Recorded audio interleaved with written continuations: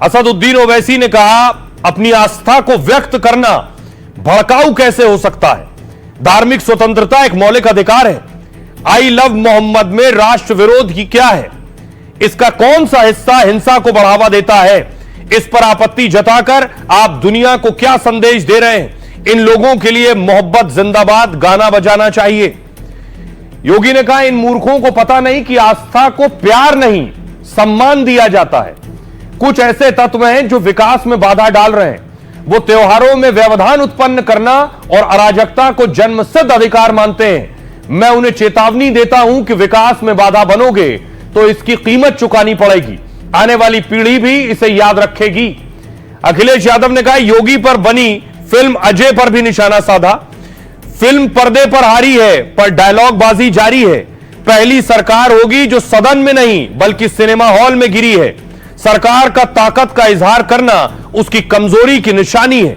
सरकारें लाठीचार्ज से नहीं बल्कि सौहार्द और सद्भाव से चलती हैं। योगी ने कहा, लातों के भूत बातों से नहीं मानते हैं।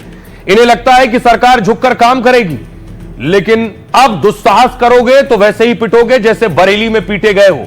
जिन बच्चों के हाथों में कलम होनी चाहिए उनके हाथ में आई लव मोहम्मद का पोस्टर देकर कुछ लोग अराजकता फैला रहे हैं। प्रदेश में ऐसी अराजकता कतई स्वीकार नहीं है। ऐसे लोगों को बिना मांगे जहन्नुम का टिकट कटवा देंगे।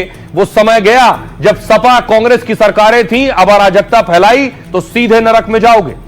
इमरान मसूद कह रहे हैं, मोहम्मद से हर मुस्लिम को प्यार, लेकिन तमाचे की जरूरत नहीं है। मस्जिदें नमाज के लिए होती हैं, सड़क पर हिंसा के लिए नहीं। मोहम्मद ने हिंसा का नहीं बल्कि मानवता का उपदेश दिया है, इसलिए सड़कों पर तमाशे की बजाय उनका सिद्धांत माने। लेकिन बीजेपी सिर्फ मुसलमानों को टारगेट क्यों कर रही है? योगी ने कहा, कुछ लोग भारत में रहते हैं मगर गजवाए हिंद का नारा देकर देश विरोधी गतिविधियों को बढ़ावा दे रहे हैं। गजवाए हिंद भारत की धरती पर नहीं होगा। जो लोग ऐसी साजिश में लगे वो कान खोलकर सुन ले। गजवाए हिंद की कल्पना की तो जहन्नुम का टिकट ही मिलेगा।